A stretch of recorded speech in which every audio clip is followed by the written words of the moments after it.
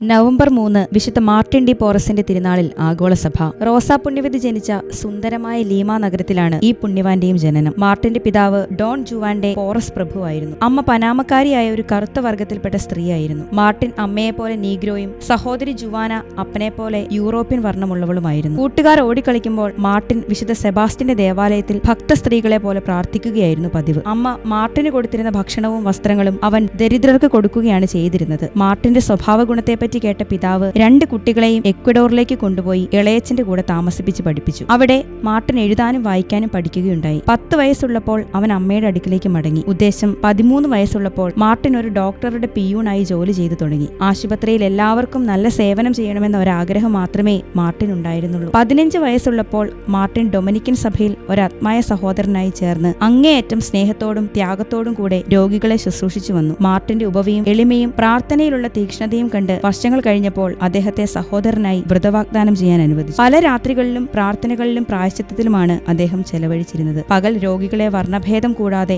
ശ്രദ്ധാപൂർവ്വം ശുശ്രൂഷിച്ചുകൊണ്ടിരുന്നു. ആഫ്രിക്കയിൽ നിന്ന് വന്ന അടിമകൾക്കായി ഒരു അനാഥശാല അദ്ദേഹം സ്ഥാപിച്ചു. ധനികരിൽ നിന്ന് പിരിച്ചെടുത്ത തുക മുഴുവൻ മാർട്ടിൻ ദാനധർമ്മം ചെയ്തിരുന്നു. പുതപ്പോ മെഴുകുതിരിയോ കുപ്പായമോ ഭക്ഷണമോ ആവശ്യമുള്ളവർക്കൊക്കെ അദ്ദേഹം കൊടുത്തിരുന്നു. ഉപവിയുടെ മാർട്ടിൻ എന്നാണ് ജനങ്ങൾ അദ്ദേഹത്തെ വിളിച്ചിരുന്നത്. ക്രമേണ ജനങ്ങൾ അദ്ദേഹത്തെ അത്ഭുത പ്രവർത്തകനും ഹൃദയപരിജ്ഞാനിയുമായ ഒരു വിശുദ്ധനായി പരിഗണിക്കാൻ തുടങ്ങി. വെറും സ്പർശനം കൊണ്ടോ കുരിശടയാളം വരച്ചോ അദ്ദേഹം അത്ഭുതങ്ങൾ പ്രവർത്തിച്ചിരുന്നു. പ്രാർത്ഥനാവേളയിൽ അദ്ദേഹത്തിന്റെ ശരീരം വായുവിൽ ഉയർന്നിരുന്നുവത്രേ. ഒരിക്കൽ അദ്ദേഹം ആശ്രമദേവാലയത്തിന്റെ കുരിശുരൂപത്തിന് മുൻപിൽ നിൽക്കുമ്പോൾ കർത്താവിന്റെ പാദം വരെ അദ്ദേഹത്തിന്റെ പാദം ഉയർന്നതായി പ്രേക്ഷകർ സാക്ഷ്യം വഹിക്കുന്നു. മാർട്ടിൻ 60ാമത്തെ വയസ്സിലാണ് മരിച്ചത്. മാർട്ടിന്റെ മരണത്തിൽ ലീമ മുഴുവനും വിലപിച്ചു. പെറുവിലെ വൈസ്രോയും 2 മെത്രാന്മാരും ഒരു പ്രഭുവും ചേർന്നാണ് ആ പുണ്യാത്മാവിന്റെ ശവമഞ്ചം വഹിച്ചത്. വിശുദ്ധ മാർട്ടിൻ ഡി പോറസെ, ഞങ്ങൾക്ക് വേണ്ടി അപേക്ഷിക്കണമേ.